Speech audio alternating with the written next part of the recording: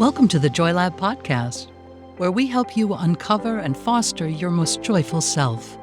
Your hosts, Dr. Henry Emmons and Dr. Amy Prasek, bring you the ideal mix of soulful and scientifically sound tools to spark your joy, even when it feels dark. When you're ready to experiment with more joy, combine this podcast with the full Joy Lab program over at joylab.coach. Hello, I'm Henry Emmons, and welcome to Joy Lab. And I'm Amy Prasek. So here at Joy Lab, we infuse science with soul to help you uncover joy. To do that, we focus on building the elements of joy, the positive emotions and inner states that become the building blocks for a joyful life. The element for this episode is resilience. And as you've heard us say before, like all our elements here at Joy Lab, you're wired for resilience. We talked about that quite a bit in episode 13, way back now, I guess. So head over there if you'd like sort of more of the foundations of resilience. Let's start here, though, with a definition of resilience. There's lots. Here's one that I like from Dr. Catherine Panter-Brick. She describes resilience as a process to harness resources to sustain well-being. Kind of sounds boring when I say it out loud, actually, but It's succinct, though. It is, yeah. And like a lot of actually the definitions in the field, they do note that resilience is a process. And I think maybe in that succinctness, it emphasizes that. I really like that. And it also acknowledges that resilience looks different among all of us, and it doesn't require the absence of pathology. That might be my favorite part. That means whatever diagnosis you might have, you still have resilience. It is still there. Ooh, I like that. Yeah. Yes, I really do believe that resilience is an inborn quality that we all have. It's totally natural to each of us. And we have had it really for our entire lives, even if we don't always see it. But, it does wax and wane, of course. And here at Joy Lab, we see it as part of our job to help build it up in every way possible. And then to find ways to sustain it, at a really high level if we can.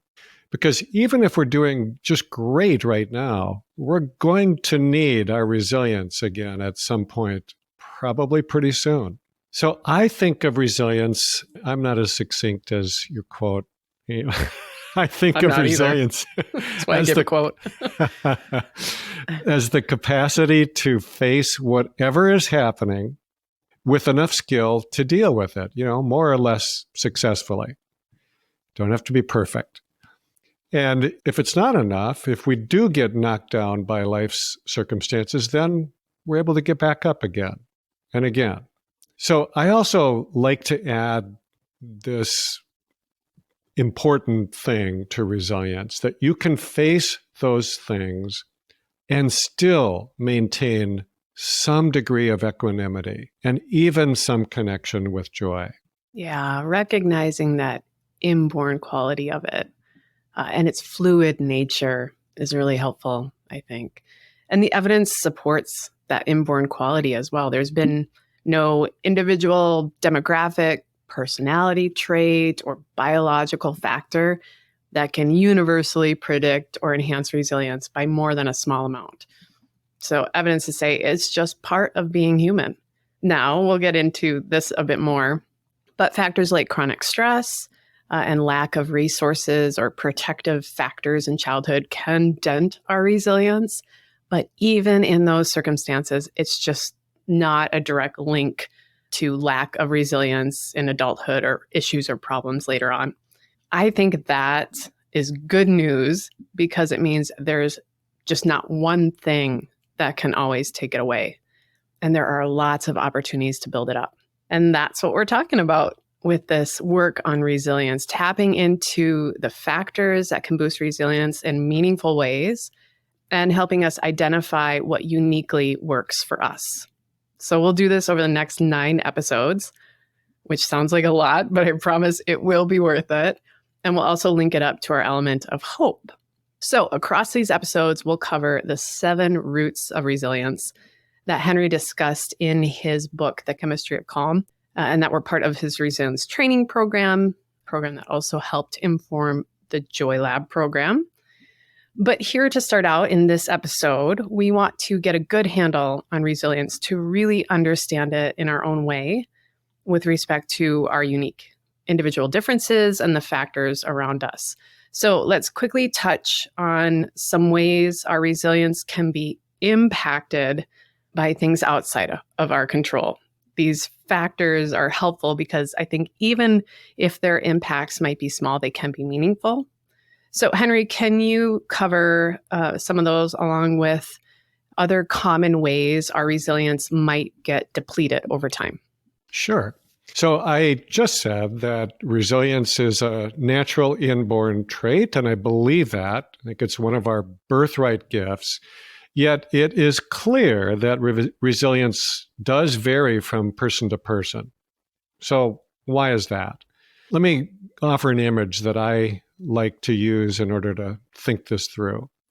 So imagine that each of us has a little tiny container in our brains, sort of, I imagine it like a little water cooler that you see in office settings.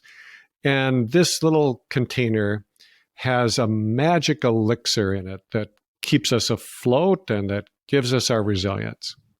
So the size of that container is a little different for each one of us.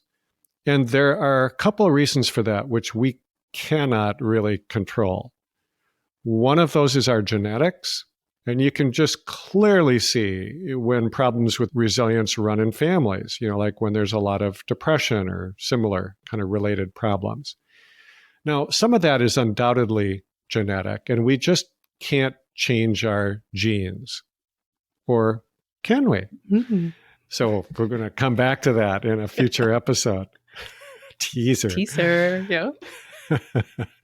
The second thing that is largely outside of our control is the environment that we grew up in.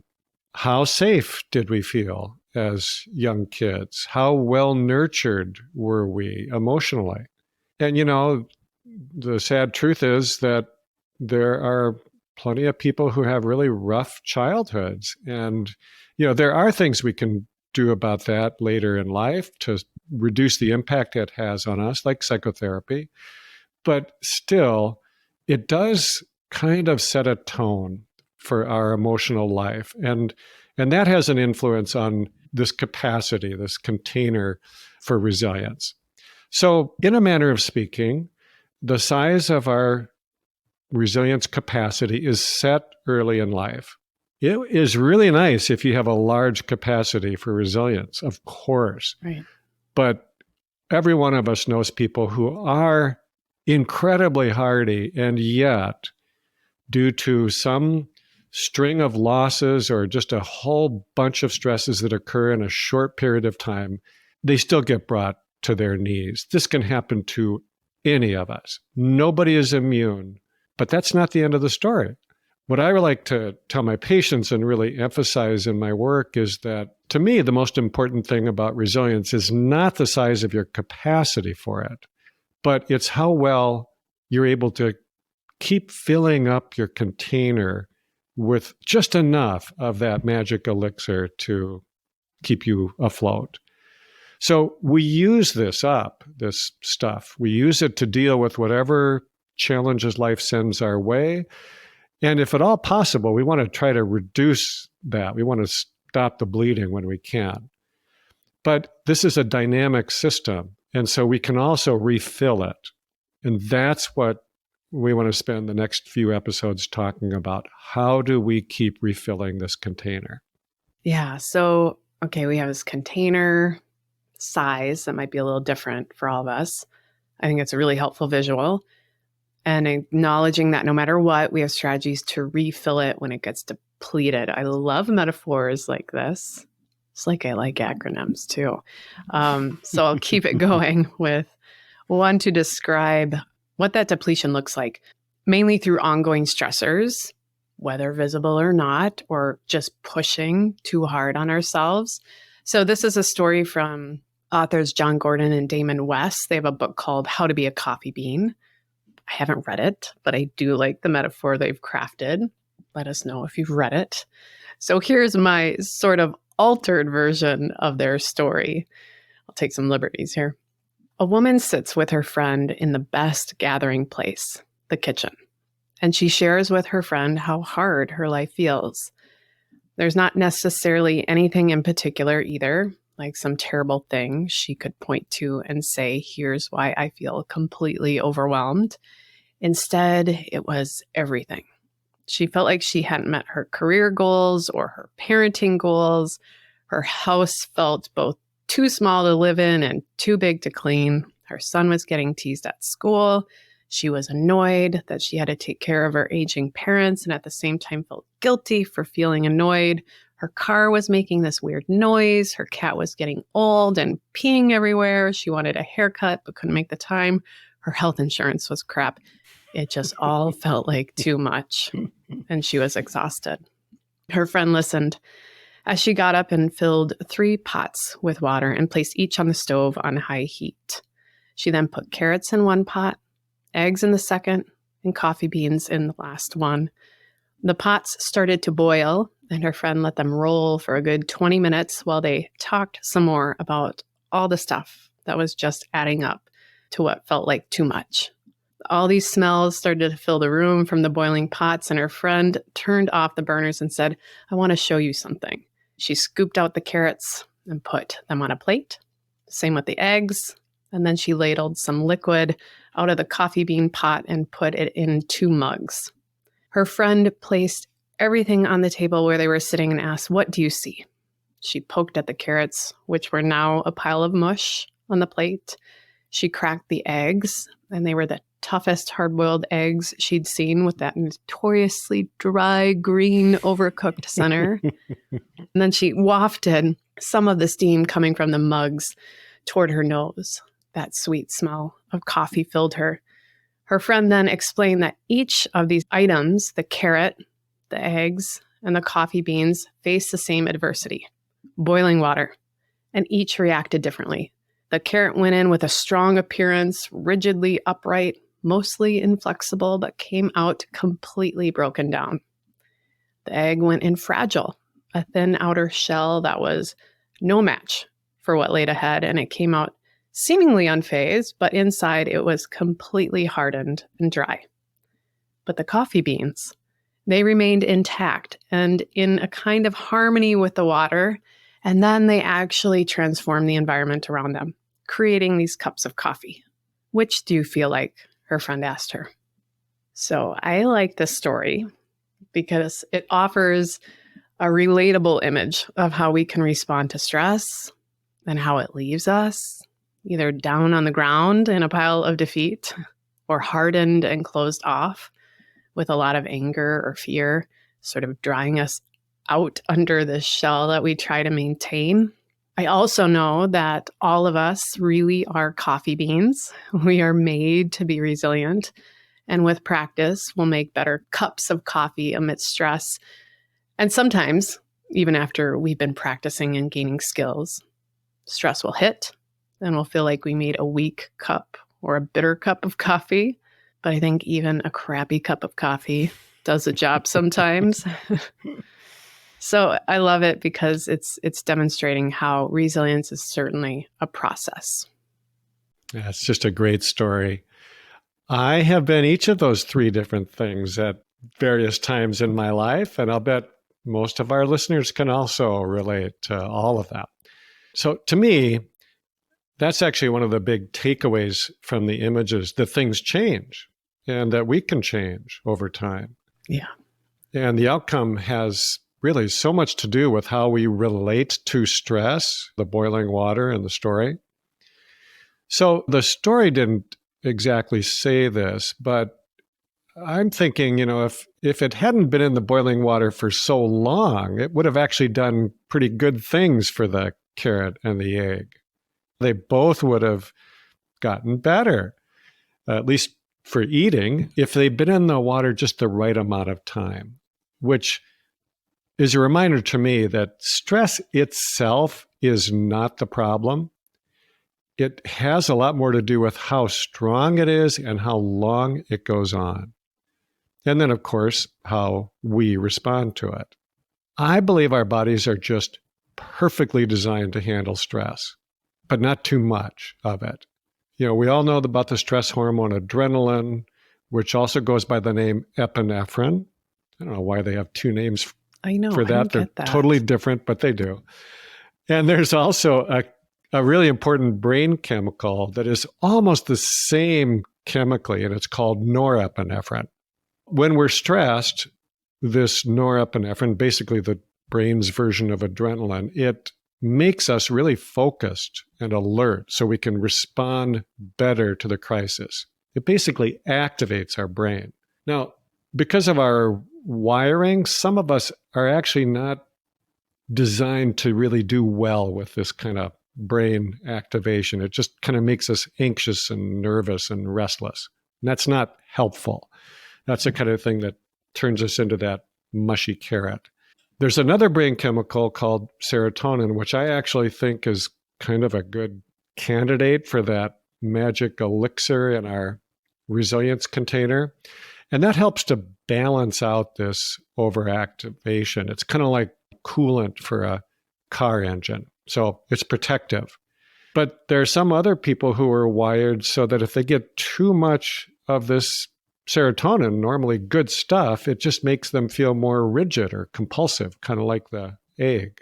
And then when stress goes on for too long, all of these brain chemicals, in a sense, can get depleted or out of balance. And I think that right now we're seeing this on a really large scale, a really big scale, after years of pandemic and all of the uncertainties that it brought to all of us. And I think to a large degree, people are feeling kind of depleted. Even those who might have initially been overactivated, after a while, you get kind of sluggish, run down and maybe even depressed. So I think every one of us needs to attend to our own resilience level throughout our lifetimes, not just here and there, but it's always something that we need to be mindful of. And so now we've really got to take a look at our collective resilience and see, how do we replenish that? So for us as individuals, brain chemistry is an important piece of that. And so we're going to go into that a little more deeply in our next episode. Yes, I want to dive into the brain chemistry of carrots, eggs, and coffee in the next episode with you all. I used to also be sort of a sulfur-smelling egg, so it will be fun to explore that chemical process amidst stress. The other thing that this story makes me think about is, who's turning the heat up on that stove? Oftentimes it's me. I am turning it to full boil. We'll focus on some body focus strategies in the next few episodes, and then we'll get into the mind. And maybe that's where we can look at that dial a little bit more. So we've gotten into today what hopefully will help you understand a little bit more about your unique resilience, mainly that it's a process, that you have it. It's totally natural. It gets depleted. We likely have some tendencies in how we get depleted, and we can build it back up again, which is the point. It's a buildable skill for every single one of us. So in the next several episodes, we'll hit more on those 7 roots of resilience. They're really helpful because they call out common ways we can get depleted, I think, and then offer some key strategies of how we can build our resilience back up and keep it more full. So to close, I want to share some very simple wisdom from author Anne Lamott. She says, "Almost everything will work again if you unplug it for a few minutes, including you." Thank you for listening to the Joy Lab podcast. If you enjoyed today's show, visit joylab.coach to learn more about the full Joy Lab program. Be sure to rate and review us wherever you listen to your favorite podcasts.